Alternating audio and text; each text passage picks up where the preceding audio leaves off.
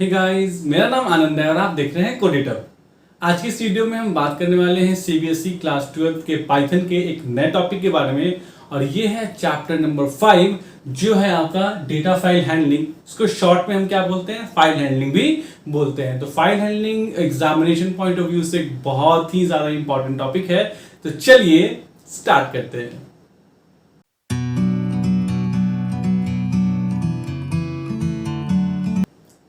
तो सबसे पहला क्वेश्चन ये आता है कि आखिर हमें फाइल हैंडलिंग की यानी कि डेटा फाइल हैंडलिंग की जरूरत क्यों पड़ती है।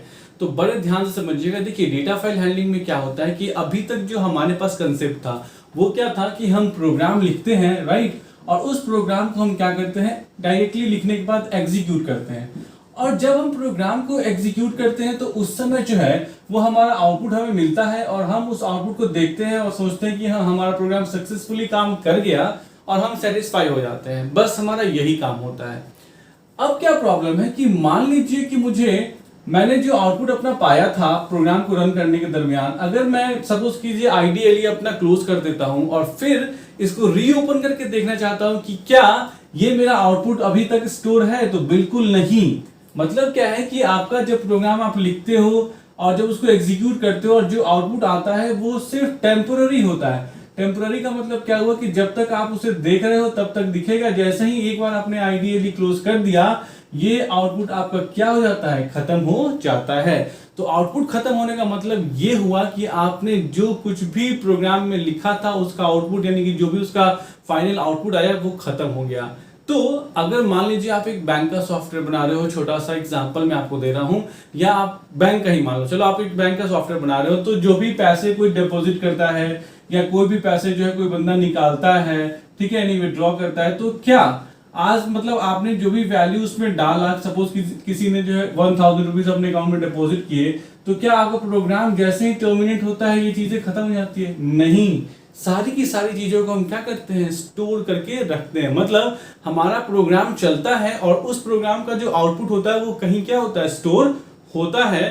तो जो ये स्टोरेज की बात है वो दो तरीके से की जाती है। मतलब आपका प्रोग्राम जो है, देखिए ध्यान से समझिएगा इस चीज को, प्रोग्राम का जो आउटपुट है, मतलब आपने जो प्रोग्राम लिखा, अगर इसको आपको सेव करना है, मतलब जो भी इसका आउटपुट है अगर आप उसको सेव करना है, तो सेव करने के लिए दो तरीके दिए गए हैं आपके पास। एक तरीका होता है, कौन सा तरीका, कि फाइल हैंडलिंग को यूज कर लीजिए। फाइल हैंडलिंग को यूज करने का मतलब ये हुआ कि एज अ फाइल, मतलब आपका जो रिकॉर्ड यानी आपका जो डेटा स्टोर होगा, जो आपके प्रोग्राम का आउटपुट होगा वो स्टोर होगा एज अ फाइल। और दूसरा क्या तरीका होता है कि आपका जो प्रोग्राम है उसको आप सेव कीजिए, लेकिन आप इसको कनेक्ट कर दीजिए किससे, डेटाबेस से, यानी कि एसक्यूएल से कनेक्ट कर दीजिए।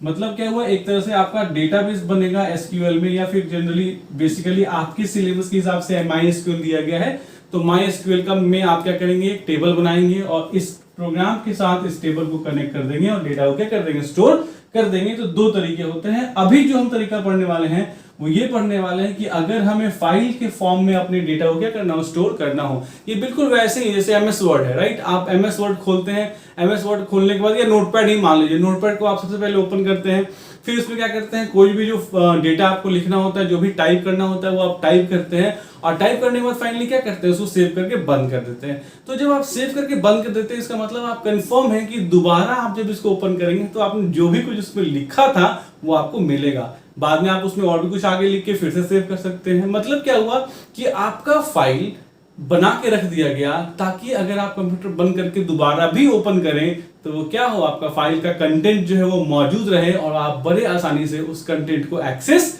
कर सके। इसी चीज के लिए हम यूज करते हैं किस कंसेप्ट का, फाइल हैंडलिंग के कंसेप्ट का। तो आगे क्या होता है मुझे बोर्ड अप करने दीजिए, फिर बताता हूं। तो फाइल हैंडलिंग हम क्यों पढ़ते हैं ये हम जान गए। अब आगे अगर हम पढ़ें कि आपके बुक के सिलेबस के हिसाब से क्या दिया हुआ है, तो उसने सबसे पहले डेटा फाइल हैंडलिंग का इंट्रोडक्शन दिया है जो मैंने आपको बता दिया, और दूसरा जो टॉपिक दिया है वो दिया हुआ है डेटा फाइल्स। डेटा फाइल्स का मतलब क्या हुआ कि आप, मतलब हम बेसिकली आप कैसे, हम जो है वो फाइल हैंडलिंग में कितने तरह के फाइल्स को यूज कर सकते हैं। तो हमारे पास जो फाइल्स होंगे वो दो तरह के फाइल्स होंगे, ठीक है। सबसे पहले फाइल को हम लोग कहते हैं टेक्स्ट फाइल, राइट, और दूसरे वाले फाइल को हम लोग कहते हैं क्या, बाइनरी फाइल्स। जनरली जब आपका इंटरव्यू होगा, जब आप प्रोजेक्ट जमा करेंगे उस पर इंटरव्यू आप होगा, तो उस समय आपसे ये क्वेश्चन जरूर पूछते हैं, बहुत फेवरेट क्वेश्चन है टीचर्स का, कि टेक्स्ट फाइल में और बाइनरी फाइल में क्या डिफरेंस होता है। मतलब कि अगर बेसिकली देखिए हम दो तरह के फाइल्स को यूज करेंगे अपने डेटा को स्टोर करने के लिए, अपने प्रोग्राम के आउटपुट को स्टोर करने के लिए हम दो तरह की फाइल का यूज कर सकते हैं। एक हो गया टेक्स्ट फाइल और दूसरा हो गया बाइनरी फाइल। तो टेक्स्ट फाइल के केस में क्या होता है, तो बिल्कुल टेक्स्ट फाइल मतलब जैसे आप नोटपैड में क्या करते हैं, नोटपैड में आप जैसे कोई भी चीज टाइप करते हैं, सेव करते हैं, तो नोटपैड वाली एक्टिविटी बिल्कुल परफॉर्म होगी, यानी कि टेक्सचुअल मैटर होगा। क्या होगा, टेक्सचुअल मैटर होगा, बिल्कुल टेक्स्ट होगा। और बाइनरी में क्या होता है कि बाइनरी में बिल्कुल ये रॉ फाइल्स की तरह जाते हैं। रॉ फाइल्स के मतलब क्या हुआ, देखिए दोनों में डिफरेंस भी समझ जाइए। रॉ फाइल्स की तरह जाने का मतलब क्या हुआ कि अगर मान लीजिए आप इसमें लिखते हैं, क्या इस फाइल में लिखते हैं Ram is a good boy, suppose कीजिए आप ऐसा लिखते हैं, और आप यहाँ पे स्लैश एन मतलब नया एंड ऑफ लाइन एक टर्म होता है EOL, इसका फुल फॉर्म होता है end of line. End of line, तो एंड ऑफ लाइन आप क्या करोगे, यहाँ पे एंटर प्रेस करोगे ना, तो एंटर की जैसे ही प्रेस करोगे ये ऑटोमेटिकली इस एंटर को स्टोर नहीं करेगा, बल्कि उस एंटर को चेंज करके नेक्स्ट लाइन में आ जाएगा। मतलब स्लैश एन आप जानते हो, स्लैश एन मतलब न्यू लाइन, ठीक है। एंड EOL जो होता है वो डेटा फाइल हैंडलिंग में क्या होता है, पाइथन की डेटा फाइल हैंडलिंग में EOL जो है वो स्लैश एन ही होता है। तो जैसे ही आप यहाँ पे एंड ऑफ लाइन करोगे, नेक्स्ट लाइन करोगे, ये अपने आप यहाँ चलाएगा, नेक्स्ट लाइन में चलाएगा। मतलब ये स्लैश एन जो है वो कन्वर्ट हो जाता है खुद ब खुद, नेक्स्ट लाइन में क्या होता है, चला आता है, ठीक है। तो ये होता है आपको कौन से फाइल में, टेक्स्ट फाइल में। जबकि रॉ फाइल में क्या होगा, ऐसा होगा Ram is a good boy full stop, और यहीं पे स्लैश एन भी स्टोर हो जाएगा। मतलब बिल्कुल as it is. Slash n मतलब ये नहीं कि स्लैश एन के बदले वो नए लाइन में आ जाएगा, नहीं, बिल्कुल जैसा आप देंगे वो चीज भी क्या होती है, बाइनरी फाइल में स्टोर हो जाती है। तो मतलब क्या हुआ कि इसमें ट्रांसलेशन टेक प्लेस होता है, ट्रांसलेशन इसमें टेक्स प्लेस, इसमें आप लिख सकते हैं ट्रांसलेशन टेक्स प्लेस, ठीक है। जबकि इसमें जो होता है वो ट्रांसलेशन कुछ नहीं होता है, एज इट इज फाइल जो है बिल्कुल रॉ की तरह रॉ मटेरियल चला जाता है, जैसा आप टाइप करेंगे बिल्कुल वैसा ही चलते चला जाएगा। तो इसमें आप लिखेंगे क्या, ट्रांसलेशन डजंट हैपन, यानी कि इसमें ट्रांसलेशन होता ही नहीं है, ठीक है। ये सबसे बड़ी बात, इन दोनों में फर्क होता है, ठीक है। दूसरा क्या होता है कि ये फास्ट होता है, क्योंकि किसी भी तरीके का ट्रांसलेशन अगर नहीं होता है तो इसका जो होता है एग्जीक्यूशन क्या होता है, फास्टर होता है। जबकि कंपैरेटिवली स्लोअर, इसमें आप लिख सकते हैं कि इसका जो एग्जीक्यूशन होता है वो क्या होता है, कंपैरेटिवली स्लोअर होता है। ये है आपका दोनों में फर्क, टेक्स्ट फाइल में और बाइनरी फाइल में। तो हम पहले टेक्स्ट फाइल पढ़ेंगे कि कैसे हम टेक्स्ट फाइल में चीजों को डालते हैं, मतलब टेक्स्ट फाइल से हम वर्क करते हैं, और उसके बाद हम पढ़ेंगे कि बाइनरी फाइल्स में हम कैसे कैलकुलेशन मतलब किसी भी तरह की चीजों को डालेंगे, ठीक है। तो अब आपका नेक्स्ट होता है क्या कि किसी भी फाइल पे अगर आप मतलब कि किसी भी तरह की डेटा हैंडलिंग की एक्टिविटी पे आपको काम करना है तो आपको क्या क्या प्रोसेस अडॉप्ट करने होंगे। तो वर्किंग ऑफ फाइल मतलब कि वर्किंग कैसे करते हैं हम, काम कैसे करते हैं फाइल हैंडलिंग के साथ अगर हमें काम करना हो तो ध्यान समझिएगा। कभी भी किसी भी फाइल को अगर आपको उसके साथ वर्क करना है, यानी कि अपने डेटा को फाइल के साथ वर्क करने का मतलब मैं क्या बोल रहा हूं, मेरे बोलने का मतलब ये है कि आप कैसे अपने आउटपुट को स्टोर करेंगे किसी एक फाइल में। ध्यान रखिएगा, फिर से मैं रिपीट करता हूं, हमेशा डेटा फाइल हैंडलिंग का मतलब यही है कि आप अपने आउटपुट को कैसे स्टोर करेंगे किसी एक फाइल में, ठीक है। तो यहां पे देखिए, जैसे सपोज कीजिए आपको नोटपैड में कोई फाइल स्टोर करनी है, तो आप मुझे बताइए आप क्या करते हैं। सबसे पहले आप नोटपैड को ओपन करते हैं कि नहीं करते हैं, करते हैं ना, यानी कि नए फाइल को ओपन करते हैं, नोटपैड को ओपन करने का मतलब। तो इसकी भी वर्किंग ऐसी ही है। सबसे पहला जो स्टेप होगा आपका, वो स्टेप ये होगा कि ओपन अ न्यू फाइल या pre existing file, open a new या प्री एग्जिस्टिंग फाइल, यानी कि या तो नया फाइल खोलिए या तो एक पहले से बना हुआ फाइल खोलिए, ठीक है। दूसरा क्या काम करते हैं, तो जैसे मान लीजिए नोटपैड में आपने फाइल खोल लिया, आपने एक नया फाइल खोल लिया सपोज कीजिए, तो अब उस फाइल में आप कुछ लिखते हैं तो राइट करते हैं, तो मतलब क्या हुआ, राइट टू द फाइल, यानी कि आप फाइल में क्या करेंगे, राइट करेंगे, राइट टू द फाइल। और फिर जब आप लिख लेते हैं तो उसके बाद क्या करते हैं, सेव करके उसको बंद कर देते हैं। तो थर्ड ऑप्शन क्या हो गया, closing the file, closing the file. तो इसी 3 स्टेप के बेस पे हम किस पे काम करेंगे, अपना फाइल हैंडलिंग पे भी हम सेम इन्हीं 3 स्टेप का क्या करेंगे, यूज करेंगे। सबसे पहले हम एक फाइल खोलेंगे, फिर उस फाइल में जो भी हमको रीड करना है, राइट सिर्फ जरूरी नहीं है, हो सकता है हम रीड के लिए भी खोलें। मान लीजिए कोई पहले से बनी हुई फाइल है, हम चाहते हैं सिर्फ उसके कंटेंट को रीड कर लेना कि क्या उसमें लिखा हुआ है, तो अगर हम चाहें तो नया फाइल खोल के उसमें कुछ लिख भी सकते हैं, और अगर प्री एग्जिस्टिंग खोला है तो हम रीड भी कर सकते हैं, रीड फ्रॉम फाइल, यानी कि हम डाटा को क्या कर सकते हैं, रीड कर सकते हैं। और उसके बाद जब हमारा काम खत्म हो गया तो हम फाइल को क्या कर देंगे, क्लोज कर देंगे। यही 3 स्टेप हमें जानना होता है। फर्स्ट स्टेप को कैसे करेंगे, सेकंड स्टेप को कैसे करेंगे और थर्ड स्टेप को कैसे करेंगे, यही हमें जानना है, फाइल हैंडलिंग खत्म हो जाएगी। ठीक है, तो सबसे पहला काम है कि ओपनिंग अ न्यू फाइल, आप किसी एक फाइल को कैसे ओपन करते हैं ये हमें पढ़ना है।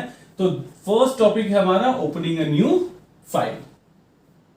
तो हमारा पहला ऑप्शन क्या है, सबसे पहला काम हमारा ये जानना है, स्टेप 1 इसको कहते हैं कि ओपनिंग अ न्यू फाइल। आप कैसे किसी फाइल को ओपन करेंगे, तो पाइथन में अगर आपको एक फाइल ओपन करना चाहते हैं तो आपको एक मेथड दिया गया है जिसका नाम क्या है, ओपन मेथड है, और इसके अंदर आप जो भी फाइल को ओपन करना चाहते हैं वो फाइल का नाम देंगे किसमें, डबल कोट्स में। तो मान लीजिए मैं फाइल का नाम क्या देता हूं, data.txt, या कुछ भी, जो नहीं data.txt देंगे, कोई भी नाम आप दे देंगे जिस फाइल को आप ओपन करना चाहते हैं। मान लीजिए मैं देता हूं student.txt, फाइल का नाम कुछ भी हो सकता है। ठीक है, txt का मतलब क्या हुआ, टेक्स्ट फाइल, .txt का मतलब होता है कि आप किस तरह की फाइल की बात कर रहे हैं, टेक्स्ट फाइल की बात कर रहे हैं।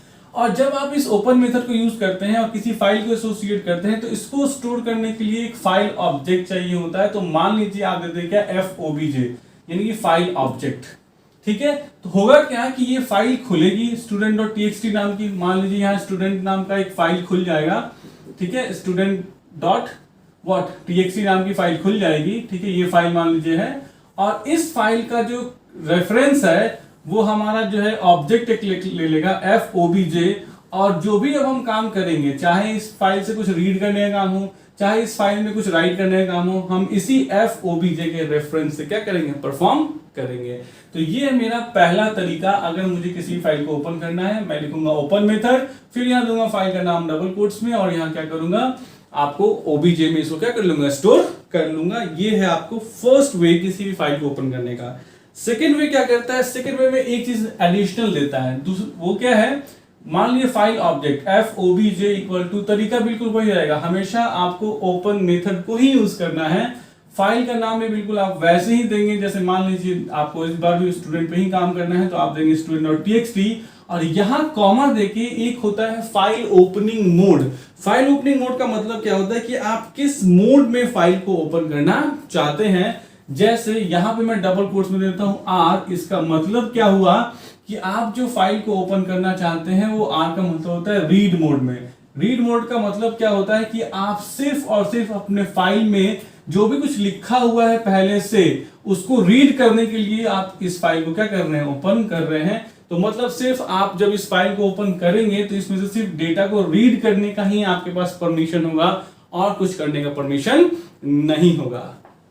अब आप मुझसे ये पूछ सकते हैं कि सर मान लीजिए कि यहाँ पे तो मैंने कोई मोड दिया नहीं है, तो जब मैंने यहाँ कोई मोड नहीं दिया हुआ है तो बाय डिफॉल्ट आपकी जो फाइल खुलती है, अगर आप कोई मोड नहीं देते हैं तो वो रीड मोड में ही आपकी क्या होती है, फाइल खुलती है, ये याद रखिएगा। ठीक है, अब ये दो तरीके हो गए। तीसरा तरीका क्या होता है, वो ये होता है कि मान लीजिए, देखिए अब जब ये student.txt की बात आप कर रहे हैं, ये कहां पे स्टोर होता है, इस चीज को ध्यान समझिएगा। ये जो student.txt है, आखिर आपका ये जो प्रोग्राम है इस student.txt फाइल को कहां ढूंढेगा, तो आपने अपने करंट फाइल को याद रखिएगा। जैसे मान लीजिए मैंने इस अपने करंट फाइल को जिसमें मैं प्रोग्रामिंग लिख रहा हूं उसको मैंने स्टोर किया डेस्कटॉप के में। ठीक है, मतलब मैंने स्टोर किया डेस्कटॉप पे, और इस ये फाइल में जब मैं कोडिंग कर रहा हूं और ये लाइन जिस मतलब प्रोग्राम में मैंने लिखा है उसको डेस्कटॉप पे मैंने मान लीजिए abc.py नाम से स्टोर किया है, तो ये student.txt फाइल भी कहां होना चाहिए, हमारे डेस्कटॉप पे मौजूद होना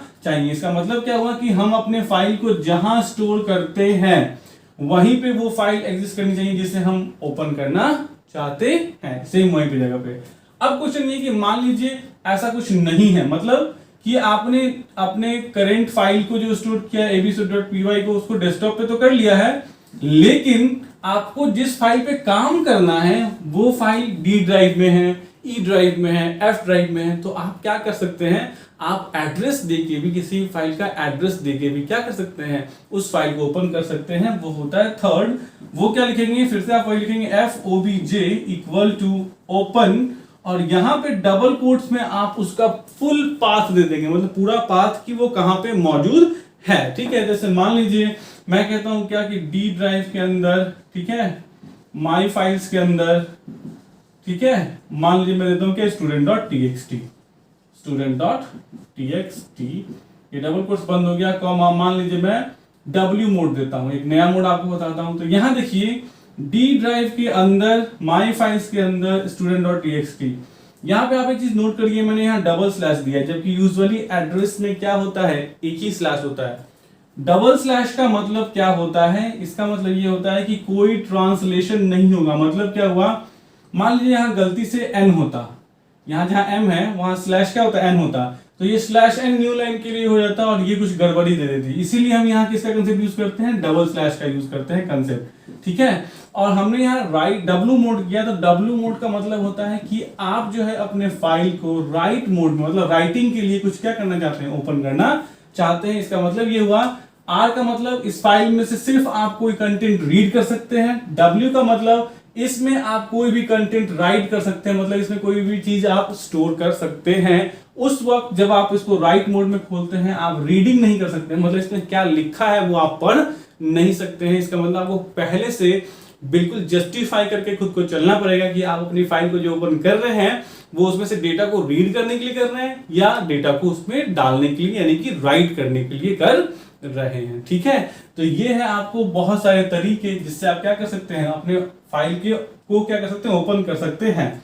अब आप एक चीज कहिएगा कि सर क्या यही डबल स्लैश के अलावा अगर हम सिंगल स्लैश देना चाहें तो क्या होगा, तो मैंने आपको बताया ना कि सिंगल स्लैश देते तो अब क्या होता, तब आप देखिए डी ड्राइव के अंदर, मान लीजिए डी ड्राइव के अंदर और NAME नाम से कोई फाइल होता, मान लीजिए यही होता name.txt, पता है क्या होता फिर, तो स्लैश के साथ n जो है वो स्लैश n बन जाता और न्यू लाइन वाला कंसेप्ट हो जाता, मतलब कुछ गड़बड़ी हो जाती, इसीलिए हम यहाँ डबल स्लैश देते हैं। अब आप मुझसे कहोगे सर कि डबल स्लैश मुझे नहीं देना, मुझे सिंगल स्लैश ही देना है, फिर कोई तरीका बताओ। तो उसके लिए एक तरीका होता है रॉ फाइल्स की तरह ट्रीट करना, जो चौथा और लास्ट तरीका है। रॉ फाइल्स की तरह ट्रीट करने का कंसेप्ट क्या होता है कि आप वहां लगा दोगे सिर्फ आर का मतलब होता है कि ट्रीट दिस फाइल, मतलब जो भी एड्रेस है बिल्कुल रॉ फाइल की तरह उसको ट्रीट करो। उसमें अगर स्लैश एन टाइप का कोई चीज आ जाता है तो उसको आप नजरअंदाज कर देना। करना क्या होता है, उसमें लिखना होता है FOBJ इक्वल टू ओपन, पहले आर लिख देते हैं।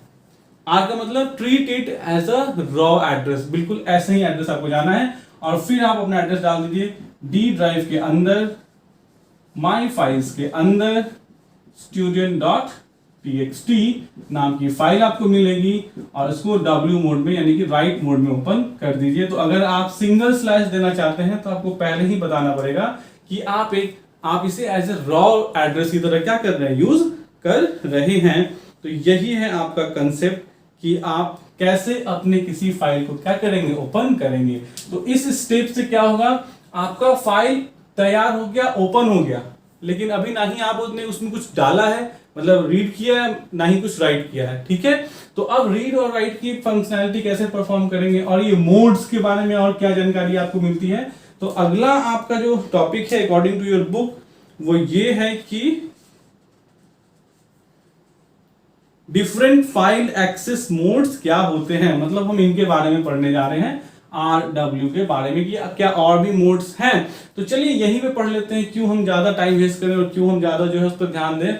बेसिकली आप ये याद रखिएगा R और W मोड ही ज्यादातर क्या होते हैं, यूज होते हैं, लेकिन और भी मोड्स आपको पाइथन ने दिए हैं। ठीक है, तो आप दो मोड्स तो ऑलरेडी पढ़ चुके हैं। पहला क्या पढ़ लिया आपने, R मोड, यानी कि अब हम पढ़ने जा रहे हैं modes of file opening, modes of what, file opening, यानी कि आप फाइल को ओपन करने के कितने मोड हैं। तो किसी भी फाइल को ओपन करने का पहला मोड आपने पढ़ लिया, आर मोड। ठीक है, आर मतलब क्या हुआ, रीड ओनली मोड। आप अपने फाइल के कंटेंट को क्या कर पाएंगे, सिर्फ रीड कर पाएंगे। दूसरा है डब्ल्यू मोड, राइट मोड, मतलब कि आप अपने फाइल को ओपन जो किया है आपने, उस फाइल के अंदर आप कुछ भी डाल पाएंगे, मतलब कुछ भी स्टोर कर पाएंगे। ठीक है, तो ये आर और डब्ल्यू तो बिल्कुल कॉमन है। ठीक है, अब यही आर मोड जो है, अगर आप टेक्स्ट फाइल के साथ काम कर रहे हैं तो ये आर हो जाएगा, अगर आप बाइनरी फाइल के साथ काम कर रहे हैं तो ये हो जाएगा आर बी। ठीक है, सेम, यानी कि मोड आपका यहाँ पे जो आपने आर लिखा है, कहाँ लिखा है, यहाँ। अगर आपका ये फाइल टेक्स्ट फाइल नहीं होगी, कौन सा फाइल है, बाइनरी फाइल है, तो यहाँ आरबी लिखना पड़ेगा, मतलब आर कन्वर्ट्स टू आरबी, वैसे ही डब्ल्यू कन्वर्ट्स टू क्या, W be in case of what, in case of binary files. ठीक है, अब ये एक तीसरा मोड है ए मोड। ए का मोड मतलब होता है अपेंड मोड। अपेंड मोड का काम थोड़ा सा ध्यान समझिएगा, डिफरेंस समझिएगा। ठीक है, तो हम जब टेक्स्ट फाइल के साथ काम करेंगे तो हम ए लिखेंगे, जबकि अगर हम बाइनरी फाइल के साथ काम करेंगे तो हम क्या लिखेंगे, बी लिखेंगे, मतलब लास्ट में बी ऐड कर देंगे। मतलब क्या होगा, जो भी मोड है ना, बस बाइनरी के लिए बी होता है तो बी हम सबके लास्ट में क्या कर देंगे, ऐड कर देंगे। और ये किसके लिए हो जाएगा, बाइनरी फाइल्स के लिए हो जाएगा। ठीक है, अपेंड मोड क्या करता है, ध्यान समझिए। मान लीजिए आपका ये एक फाइल है, इस फाइल का नाम है क्या, student.txt सपोज कीजिए। ठीक है, अगर इस फाइल को आप W मोड में ओपन करते हैं तो क्या होगा, ध्यान से देखिए। अगर student.txt नाम से कोई फाइल पहले से नहीं बनी हुई है तो ये इसे क्या करेगा, बनाएगा। ध्यान समझिएगा फिर से एक बार, अगर कोई भी फाइल आप जो है W मोड में ओपन करते हैं तो ये पहले चेक करेगा कि क्या स्टूडेंट नाम का फाइल पहले से बना हुआ है, पहले से एग्जिस्ट करता है। अगर नहीं करता है तो ये एक नया फाइल बना देगा, वेल एंड गुड, जिसमें आप कुछ भी राइट कर सकते हैं। कोई भी चीज आप यहाँ पे राइट कर लीजिए, कोई भी चीज राइट करने का मतलब क्या हुआ, जो भी आपको सेव करना है वो आप सेव कर लीजिए। अब क्वेश्चन ये आता है कि मान लीजिए कि student.txt फाइल पहले से बना हुआ है और आप student.txt फाइल को W मोड में ओपन कर रहे हैं, तो पता है क्या होगा, ओपन करने के साथ साथ ये इसके कंटेंट को क्या कर देगा, डिलीट कर देगा। मतलब कि अगर कोई प्री एग्जिस्टिंग फाइल है student.txt नाम से और आप उसको W मोड में ओपन कर रहे हैं तो वो क्या करेगा, उसके कंटेंट को डिलीट कर देगा। मतलब पहले से जो उसमें लिखा हुआ है वो गायब हो जाएगा और अब आप कर्सर आपका सबसे शुरू में है, आगे आप जो भी लिखना चाहें वो लिख सकते हैं। तो ये तो परेशानी वाली बात हो गई ना, पहले का कंटेंट क्या हो गया, गायब हो गया। तो इसलिए बहुत कॉस्टली, बहुत हम मतलब कैसे ना, बहुत ही जिम्मेदार तरीके से W को यूज करते हैं, वरना अगर वो फाइल पहले से एग्जिस्ट करती है तो सारा कंटेंट खुद ब खुद गायब हो जाएगा, आपसे कंफर्मेशन तक नहीं पूछेगा। इसीलिए इस चीज से बचने के लिए हम अपेंड मोड में खोलते हैं। अपेंड मोड क्या कहता है, अपेंड मोड ये कहता है कि अगर ये फाइल पहले से नहीं बनी हुई तो बना दो, और अगर पहले से बनी हुई है तो जो कंटेंट है उसको बचा के रखो और हम उसके बाद कुछ आगे लिखेंगे। तो मतलब क्या हुआ, अपेंड मोड में खोलने पे पुराना कंटेंट क्या होता है, बचा हुआ रहता है। यही होता है आपके पास क्या फायदा, अपेंड मोड का फायदा। ठीक है, अब इसी में बहुत सारे मोड और भी आगे ऐड हो जाते हैं। वो कौन कौन से मोड है वो देखिए। तो पहला मोड हो गया रीड, दूसरा हो गया राइट और तीसरा हो गया अपेंड। इसी में आप 4, 5 और 6 सब में प्लस लगा लीजिए तो क्या हो जाएगा, ये एक मोड हो जाएगा R+, एक मोड हो जाएगा W+ और एक मोड हो जाएगा क्या, A+। तो कुल मिला के ये 6 मोड होते हैं फाइल ओपनिंग के। R+ क्या करता है तो ध्यान दीजिए, R+ ये कहता है कि रीड एंड राइट। जैसे R लिखिएगा सिर्फ रीड करेगा ना, R+ में क्या हो जाएगा, रीड भी कर सकते हैं एंड राइट भी कर सकते हैं। नेक्स्ट है W+, तो W+ क्या करता है, राइट एंड रीड, यानी फर्स्ट प्रायोरिटी किसको देगा, राइट को देगा, एंड क्या, रीड। और जबकि A+ का मतलब क्या होता है, अपेंड, मतलब राइट एंड रीड दोनों। ठीक है, यानी ये भी सेम चीज है, right and read, but append वाला फीचर रहेगा कि कंटेंट को बचा के रखेगा, तो राइट एंड रीड। अब वही है, फिर से वही चीज मैं कहूंगा कि अगर आप इसको बाइनरी में कन्वर्ट करना चाहते हैं तो ये R+B हो जाएगा, इसको अगर आप बाइनरी में कन्वर्ट करना चाहते हैं तो W+B मोड हो जाएगा, और इसको कन्वर्ट करना चाहते हैं तो A+B मोड हो जाएगा।